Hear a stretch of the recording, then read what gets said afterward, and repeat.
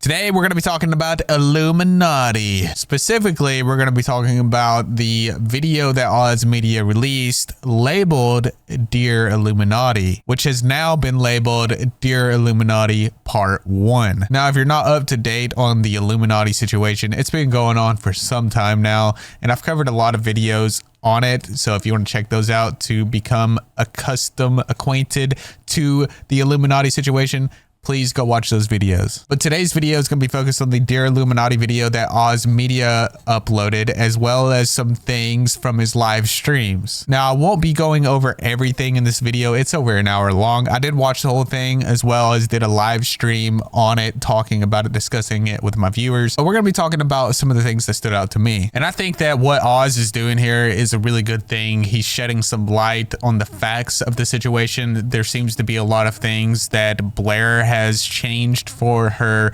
narrative to make her look like she's the good person, and he really clears a lot of that light. And it's important to note that he has already spent over 40K on this. Yes, I said that correctly. Over 40K on this lawsuit already. These legal proceedings have been ongoing for the past 8 to 9 months at this point in time. If it wasn't for the assistance I received with the GoFundMe back in September, I would not have been able to mount a legal defense. Of the amount donated, GoFundMe takes a fee with each donation. This can be seen on screen here with this nice little chart breakdown they provide. At this point in time, which more information can be found as an update in the original GoFundMe, this lawsuit has cost over $40,000. So this hasn't been cheap by any means, and the fact that he has the public's aid on his side, that is a wonderful thing in my opinion. I don't know his financial situation, but from what I've seen, it seems like this would have been impossible without the community, the people backing him and supporting him in the belief that, you know, Blair is the one that's in the wrong here, and she's out here just bullying people, trying to silence people with the law. And then he goes on to talk about how all of this began because of Blair's actions. It wasn't because of Oz. It wasn't because of Legal Eagle. It wasn't because of Felix. It wasn't because of any of these people. It was no one else's fault besides Blair. And I think we can all agree on that from everything we've seen and the way she acted throughout everything. And it's just like Oz said in his live stream, Blair really thinks that she hasn't done anything wrong.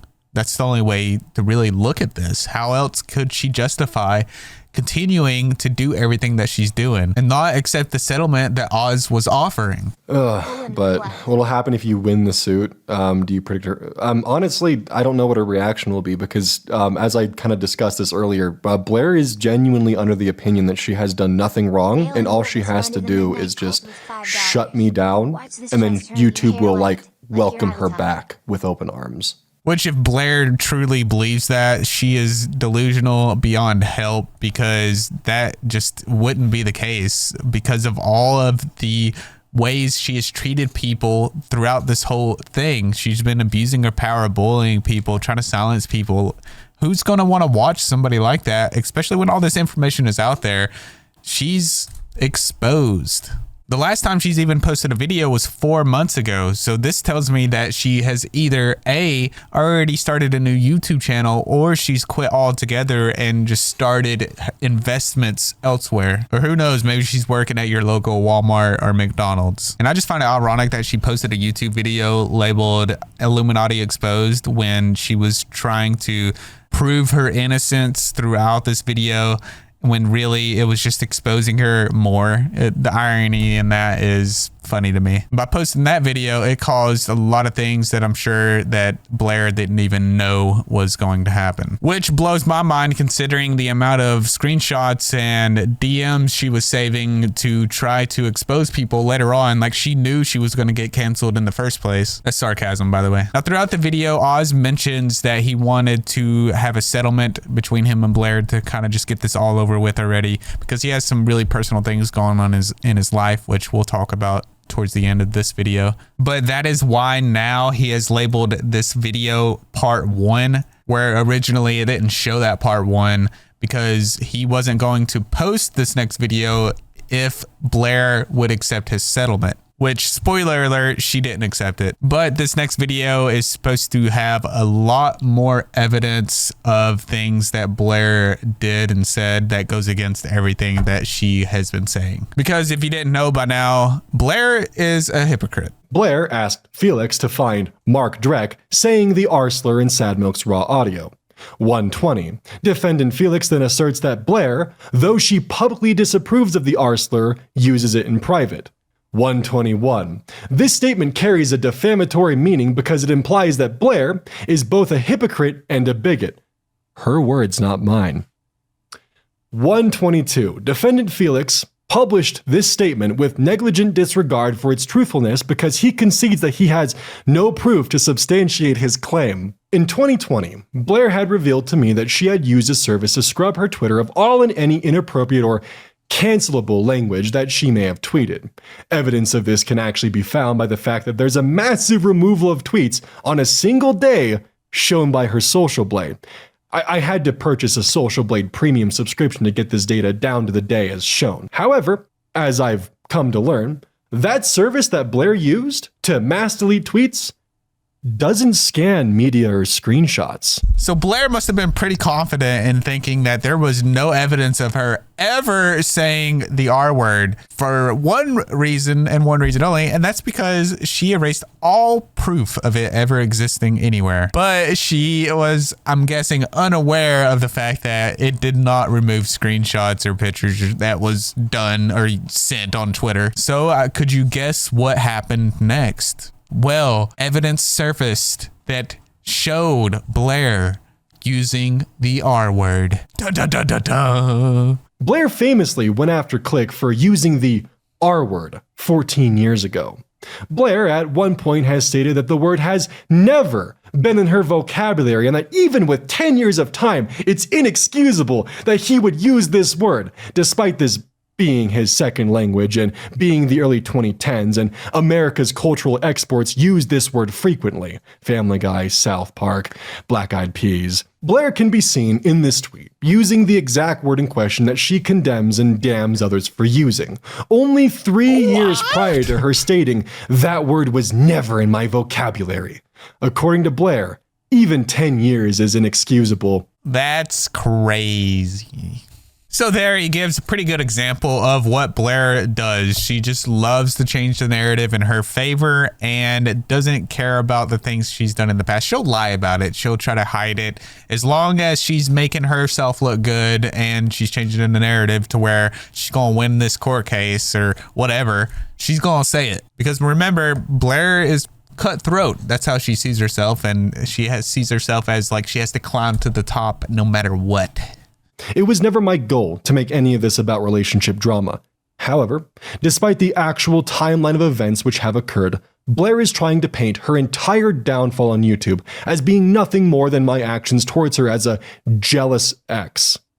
I'm not jealous towards your current partner, Blair. Only sympathetic. And he's sympathetic for good reasons, because according to him, he has PTSD because of that relationship and everything he went through. And this was actually brought up to me by one of my viewers in a live stream where they said that they were worried about the chemical burns that he mentioned and the PTSD that he had from this relationship. And in this text message between him and Blair, he said, "I never had a chance to feel peace. Instead, I went to therapy and have a PTSD diagnosis. Instead, I gave myself chemical burns because I was too scared to say no." Now, I don't know if this is a metaphor that he's saying, like by being with her and not saying no, he got hurt. He hurt himself with, and it felt like chemical burns, or if there's something else there. But to get PTSD from a relationship, that's pretty severe. That's scary. That's something that no one should have to experience when with someone that they care about. And it gives you a little bit of an insight on what it can be like to be in a relationship with someone like Blair. Now, going back to the subject of Blair saying whatever it takes, she literally ordered 2 civil protection orders, one against Oz and the other against Wonder. Now, this CPO was denied, but in it, she claims that Oz was abusing their dog, Casper. 2 civil protection orders against myself as well as Wonder were filed by Blair. Blair cites general harassment that she had received as grounds for her civil protection against Wonder. I do want to briefly talk about a few details in the CPO ordered against me, which, again, was denied. where Blair accuses me of beating her dog, Casper. I deeply cared for him, and I find this accusation thrown into a CPO for sympathy from the judge to be revolting. I also, in my personal opinion, believe that this is further evidence of Blair twisting and manipulating facts, or in some cases, just outright lying. How fucking dare you accuse beating Casper after everything I did for you and him, which, in your own video, Blair, you said it yourself, how much help I provided with Casper. Yeah, that's pretty sick to just gain the sympathy of the judge or to try to manipulate the situation in a way of your favor by saying that he was beating the dog. That's messed up. And to even try to gain sympathy or maneuver the situation in your favor in some way, it's just another sick and nasty tactic that Blair likes to do. And that's why she would never recover even if she won this lawsuit. And then there's Felix, who's getting sued for what I believe is breaching NDA. But it turns out the messages that he gave out were never under NDA in the first place, because at the time Felix was just a moderator for Blair and wasn't working for her yet. And he was the one that provided the Click YouTuber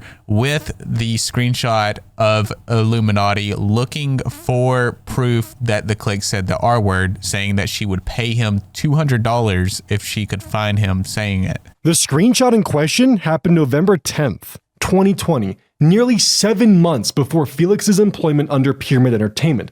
The NDA should not cover private messages unrelated to Pyramid LLC.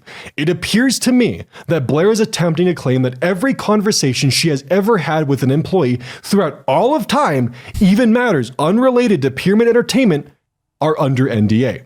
Now, obviously, she can't just make up the rules as she's going along. She can't just say the NDA also is for said conversations before then, unless that was actually in the NDA, then I think that it would pass. But she can't just make up these rules. It would have to be in the contract itself. In my eyes, I see this as Blair retroactively changing the events of 2020 to fit her narrative within the lawsuit. The simple truth is, this conversation was held November of 2020, and he was hired May of 2021. Blair is trying to claim that these were company communications and has framed it as such to make the lawsuit stick. And then Felix was eventually served, but he never actually received the papers. Instead, it was sent to an old address that he used to live at. But in the statement, it says that he was physically served, and it was served to someone that looked just like him. Felix was never directly handed papers. Instead, the papers were delivered by mail to an address he lives 2 hours away from, at a claimed time while he was just getting off of work, 2 hours away from the stated address. The papers were never formally handed to Felix. Felix's sister found an envelope in the mail with regular US postage labeled to Felix on or around October 6th. This directly opposes the processor's claim of directly handing it to Felix. If this is true, it wouldn't surprise me. I would find it weird that she just blatantly lied about that in the documents there, saying that it was directly handed to Felix, but knowing Blair, she will alter the narrative in her favor. Oz goes on to say his personal theory on why she even went after Felix is because she was scared of what he was going to say, so she was trying to silence him, which would make a lot of sense. And then towards the very end of this, the whole reason why Oz wanted to do a settlement in the first place is because he's experiencing a miscarriage with his partner, and obviously a miscarriage is something that is going to be emotional for you, and then having to deal with the whole legal system on top of that, which is going to take years to figure out. I think it was a smart move for him to try to settle this, especially with how long this is going to be drawn out. It would definitely relieve some of that stress that he's going to be going through. In my personal life, there is an ongoing source of both grief and stress and factors that I'm still trying to process and have been unable to process because of everything going on around me. With keeping details sparse out of respect for my partner and with their approval, we've had to deal with the heartbreak of a miscarriage throughout all of this. Its occurrence was unexpected, and because of the day-to-day stress of the lawsuit, we've been unable to process, heal, and move forward from this loss. We've had to shelve these emotions and push forward, and it's been hard on both of us, and I just want the opportunity to heal with my partner in peace. And while which is why I'm even considering giving Blair this settlement. Now, like I said earlier, Blair never did accept this settlement, and he actually did some live streams for the past couple days where he was raising money for some more legal fees as well as other things. And during this live stream, it seemed that there was a moment where he was threatened by somebody that had associations with Blair. You know, there does come a point where, you know, I've received doxing threats, I've received death threats, I've received, I mean, hell, in some cases, even rape threats. But this one's different because this person does have a direct association with Blair. Normally, when I receive threats from people who are, you know, previous Blair stands or that kind of stuff, it's just kind of a, you know, throwing them off the side. You know, they're going to do what they're going to do. You know, people are going to be people. But this one's a bit different for this doxing threat because they do have a verified past with Blair. What I should add, which is important, is I do not know if they have a current present with Blair. They have a verified past, but not a verified present. But they are claiming that they are currently in contact with Blair and her legal team. That could just be a blanketly false claim.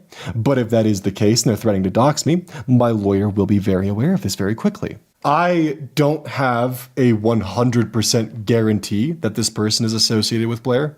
They do claim to have direct association with Blair. This could just be some like absolutely like, you know, deranged individual who's claiming to have delusions of grandeur and, you know, is closely associated with Blair. However, I have to take this seriously. And then soon after that, he's on the phone with his lawyer, walking around pacing. And I don't know what happened after that because I had to go do some things. I couldn't finish watching the live stream. But like he said, they could possibly just be mentally deranged. If anybody knows or has any updates on what happened there, please let me know in the comments down below. Now, that's pretty much everything that I wanted to talk about here. There's so much more to that. If you would like to go check it out, please go watch his video. I'll have it linked in my description, as well as go check out his GoFundMe. If you're feeling like you want to help this situation, help him out with his legal fees, you can donate there. Thank you for watching this video. I appreciate you. I look forward to seeing you in the next video. Shout out to my Patreons. Thank you guys for all the support, and I'll see you in the next video.